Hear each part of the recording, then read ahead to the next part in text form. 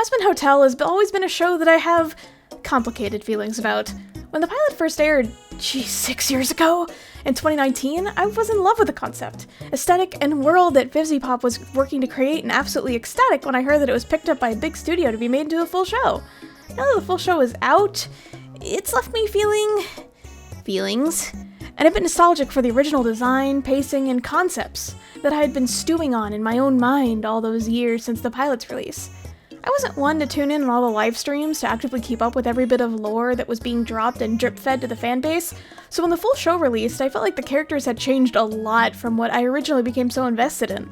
So I thought it might be fun to reimagine the cast and the show in my own style, and play around with how I would have structured the design and the story, building off of the original concept Viv created. Not saying mine's objectively better or anything, this is mostly just a thing for fun. Think of it as like fanfiction, or EU if you want. I won't really be diving into any spoilers for Season 2, but I will be talking a lot about aspects of the characters portrayed throughout Season 1, so if that concerns you at all, feel free to go watch the first season and come back. I won't take it personally. Anyway, let's get into the first batch of character redesigns, starting with what seems to be the only sensible option, Charlie Morningstar. Charlie in the pilot was always a character I found to be very fun and charming. Her bubbly optimism contrasted well against Hell's everything, and I always thought it was something that made her stand out and be very memorable against the rest of the cast. That said, she was never stupid. She understood that what she was aiming to do was unproven and altogether potentially impossible, but it was implied that she wanted to work towards the dream anyway as a means of proving herself to her parents. At least that's how I walked away from it feeling. So in my Charlie redesign, I really wanted to lean into those familial ties and aspects. In my version of the story, the hotel was originally designed by Lucifer and Lilith in an attempt to amend ties between heaven and hell as a sort of cooperative system to ultimately work towards the betterment of and saving of souls that had a desire to improve. But ultimately it failed. Either from lack of interest or even mockery by the denizens of hell, the hotel fell into disrepair, and likely the debate over whether or not to keep trying to make it work was probably what drove a wedge between Lilith and Lucifer and led to their separation. So where does that leave Charlie? Lonely and forgotten, her father hiding himself away, feeling like he's fallen a second time, pulling back from the chance of failing ever again, he sinks into a deep depression and fails to be there for Charlie, who is just as affected by her mother's disappearance from hell, and leaving her feeling like the pieces of her falling apart family are built into the very walls of the now crumbling hotel. So she decides she's gonna pick up the pieces and pick up where her family left off. And if she can do that, then maybe she can even put her family back together. The show does say she's working through her daddy issues with the hotel, so we're gonna run with that. Going with that, I wanted to make her design feel a little bit more like a stewardess or a bellhop, someone who's not actually in charge of hotel, as she sees herself more as filling in until her parents take back over, once she proves that this whole thing can actually work. I also wanted her design elements to pull more from Lucifer's design, as I feel like in the original she doesn't really have any elements that she shares with him, aside from like the red cheeks. And the rest of her outfit is really just a hotel uniform, and it sort of lost a lot of visual connection to her family. And with a more family-centered story, I figured that just couldn't do, so I gave her a little apple pin on top of her bow tie and a little tie ribbon thingy coming down from it that's vaguely snake-shaped, a la the snake on Lucifer's top hat in his original design. We'll get to him later in the video, I also put her hair up in a long, thin ponytail and gave her a sort of small bob, with one visible horn that's intended to sort of read as vaguely apple-shaped in the silhouette, but I'm not sure how well it actually reads.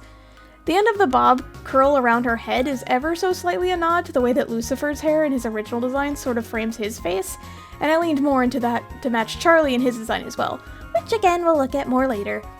Along with the ponytail itself is supposed to look kinda like a demon tail or a snake, and I imagine that in this design, her full demon form would actually have her ponytail turn into a snake, because I think that's neat.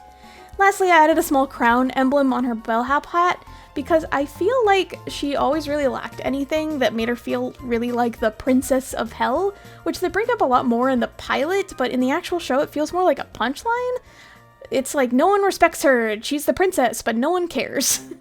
It ends up feeling more like set dressing than anything, so I thought it'd be more fun to play around with that sense of powerlessness and be another motive for her as not only rebuilding her family, but rebuilding their status as the proper rulers of hell itself. I also really wanted to hammer in the sort of limbo that Charlie exists in, just functionally, as a character. Her dad is Lucifer, the famously fallen angel, and it's established in the show he has angelic power within him, his demonesque qualities seemingly just coming from being banished to hell, making him sort of both an angel and demon alike. and Lilith originally being the second human to go alongside Adam, who is shown to be angelic in the show, now demonic. I feel like it leaves Charlie equally as mixed up in it all. I made the coattails of her jacket wing-shaped to hint at her angelic roots, but I also gave her permanent horns to emphasize the demonic aspects she rarely shows in the show, unless angry. But I still wanted to cover one with a hat to sort of demonstrate her want to hide that side of herself, being ashamed of her ties to hell and ties to sinners, wanting to grow closer to the light of heaven that created her parents, wanting to be closer to good, not evil. Hence her absolute insistence on sinners repenting in the hotel. It becomes more about making right than saving sinners, at least initially. That's where Vaggie comes in. When designing the visual aspects of Vaggie, I really wanted to lean into a moth aesthetic for her. From what I could find, originally the character of Vaggie was created for Zoophobia, one of his other projects, as a moth character, but those aspects got lost when translated into Hazbin as a sinner initially, and then eventually her fallen angel storyline being added at some point after that. I also really liked how in the pilot she was Hispanic and, spoke Spanish a lot. I know that they used that in the show, but it felt a lot more emphasized in the pilot. But when I was looking for moths to take inspiration from for her design, I was primarily looking at Mexican moths, and eventually landed the Luna moth. Though getting the color scheme to work was not an easy task, but I think I got there eventually. I also really didn't like her floating X on her hair. It just didn't feel like it made any sense. I know the character design doesn't have to make sense, it can really just be a rule of cool and for fun, but at least for me, I liked my design aspects to be a little bit more grounded. So I wanted to sort of recreate the feeling of an X with pieces of her bangs as opposed to just sort of slapped on top. That said, in some of my earlier drafts of this design, I did go with hairpins and an X shape before landing on the bang option. Vaggie took so many drafts. I also like how in her pilot design, the X's were more of a motif, since she had them on her dress as well as on her hair, so I wanted to try and pull from that and include X's elsewhere in her design. Places like the laces of her boots, her corset, and a little bit more subtly in the ribbon bow tie. I also really wanted to give her fluffy moth antenna, and you can decide if they're real and after falling she obtained more sinner attributes, or if it's an attempt to blend in more with the denizens of hell. I also wanted her bow on her head to have the strings give more of the shape of the end of a Luna moth's wings, because it's one of the most striking things about them, at least to me. I also played a lot with the long and short hair designs before I ultimately decided to ditch the long hair. While I do really like that it gives the feeling of her angel wings, as a sort of hint to her past, I do feel like it gets a bit busy or messy once Vaggie gets her wings back, so I thought instead of having a sort of hotel coat loosely hanging on her shoulders to sort of give the feeling of wings, maybe even moth wings, with it still being able to be removed quickly if she needed to either use her wings or even spring into action easily, her battle instinct still on full display from her exterminator days. She also had short hair when she was originally an angel, so I thought keeping it short would just make it a bit more consistent overall. Plus, making her a moth could lead to some fun symbolism with her and Charlie get together. Charlie's her light, and moths like light. Shout out to my friend Starfish Face for that one. Concept-wise, I didn't want to change Vaggie too much. At least I didn't really feel like there was a lot to change about her. She's a fallen angel, and Charlie's girlfriend, and that's basically it. So I didn't really want to mess with the core. That said, in this reimagining, I don't think they'd start out together. Ideally, it would start around the time that Vaggie initially comes into the hotel. She didn't meet Charlie immediately after losing her eye like in the original show, but instead hears about the hotel advertisements not long after Charlie starts up the hotel again, and seeks her out looking for work. She originally loses her wings and eye because she feels pity for sinners, not wanting to hurt them, and so maybe she thinks this is the way that she can actually continue to try and help make good, help the souls here. If there's anything her experience on the other side of exterminations has taught her, sinners and winners, which I still think is kind of a silly name, are essentially all the same. They're all souls. One doesn't deserve more inherent respect than the other due to their choices. They don't deserve to be killed, at the very least. She believes in Charlie's dream, or what she believes to be Charlie's dream. Over her time attempting to help Charlie with the hotel, it becomes clear Charlie doesn't really like sinners. She sees them as beneath her, as souls in the way of her own redemption, things to help her reunite her family for her own sake, not theirs, a means to an end. As nicely as she treats them, she doesn't seem to see them as anything other than a tool. It all comes to a head when Vaggie hears Charlie talking about heaven, about the angels, about wanting to be up there, wanting to see life like that, and Vaggie blowing up in her face about how it's not as good as it seems, and revealing her past as one of the exterminators to Charlie. She thought of all the people in hell, Charlie would be the one to understand. the one to get it, that sinners don't deserve to exist in fear of being exterminated just because of the choices they made in life. They don't deserve to be destroyed forever without any hope if they all come from the same place. They're all souls. And with a project like Charlie's, potentially ones that could reach the pearly golden gates if they tried, if they wanted to improve. They didn't have to live in an agony-filled, lawless wasteland forever. There was hope. She thought someone like Charlie would understand that. Vaggie storms off, and Charlie is left to consider this as the news of an impending extermination is announced. News of how Heaven reached out to Lucifer for negotiations, but after not hearing from him, just decided to move up the killing.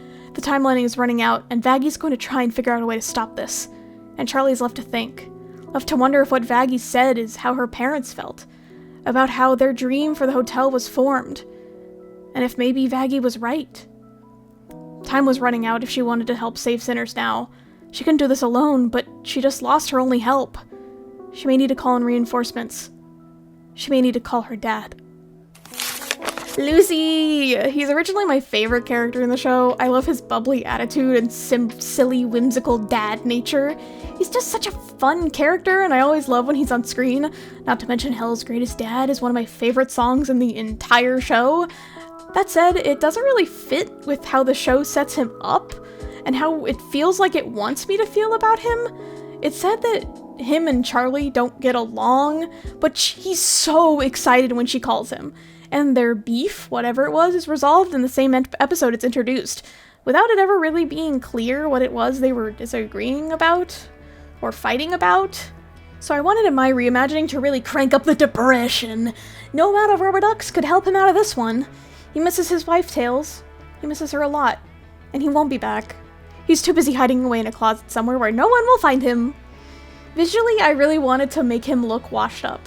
Past his prime, his hat gone along with the crown emblem atop it. He's no ruler, not of hell, not of anything. At least not anymore. He's tired, and his hair isn't as nicely maintained. He never really changes out of his coat. He stopped replying to anyone years ago, so what's it matter what he wears? But without his top hat, it did make him lose his snake and apple motif pretty quick. The only other apple is on top of his cane, so I wanted to add a snake belt and a snake coiling up the staff of his purely aesthetic cane. Maybe in this redesign he's got achy joints, cause he's old, and who knows how immortality works on the angel body in hell. It's anyone's guess. But I also wanted to make his sideburns into more substantial chunks of hair that form the same shape as the end of the bob I gave Charlie, and also to cover up my new biggest pet peeve with Hazbin designs. Why doesn't anyone have ears? Unless they're animal ears? Where are everyone's ears? Why did I never notice that no one had ears? Now, did I give them ears? No. I had to sit with the fact that no one has ears and just cover up those parts of the head and give them the same Schrodinger's ear that all the anime cat girls have. Just don't show where their ears go, and who's to say what's there. Now, I did want to give him the key to the hotel. It's functioning as his bow tie in this design, but I wanted to reinforce that the hotel was his and Lilith's undertaking originally. And Charlie picked up the mantle on her own. It wasn't formally passed down. He sees it as a failure, a burden, but his burden to bear. On his chest for the world to see, because he is a failure. He is a burden. What else could an angel in hell be? Even if he hardly looks like any angel anymore. I also wanted his design to read as really skinny, but all of Viv's characters already have no waist, so it doesn't entirely come across. But I wanted his face and body to kind of feel sunken in, like he's also refusing to properly eat and take care of himself. When was the last time he slept? I don't even think he knows. Similar to Charlie, I did give him permanent horns. I know that he can hide them in the show, but I thought the King of Hell should look a little bit more demonic, even if only sometimes. Plus, I like that him and Charlie essentially have matching horns, so I wanted to bring that out in their design more. But his are on full display. He doesn't hide them.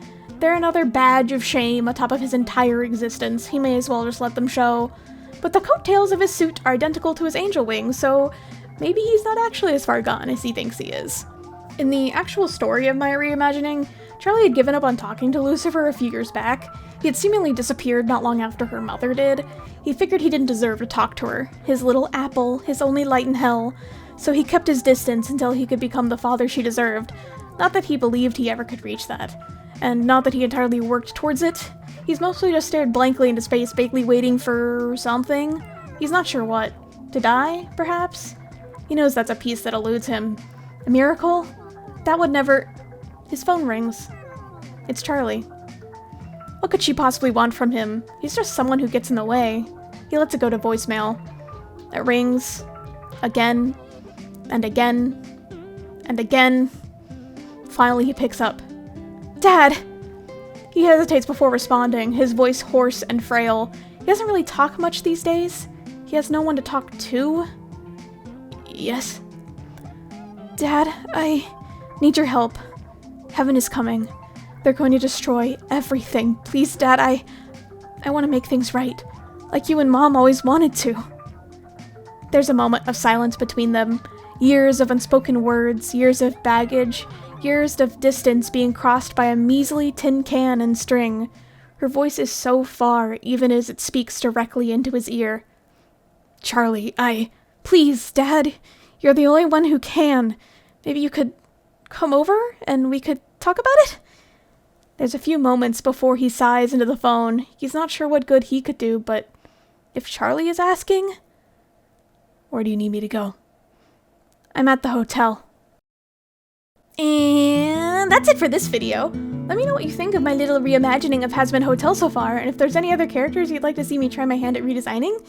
Like I said, this is all just for fun, on how I would tell the story if it were my show, but there's still plenty to like in the original series, and no hate to Viv or her team, and they do amazing work. An indie cartoon being picked up and premiering on Amazon of all things is a feat, and that cannot be understated. And it's such an inspiration to me and so many other small independent creators out there.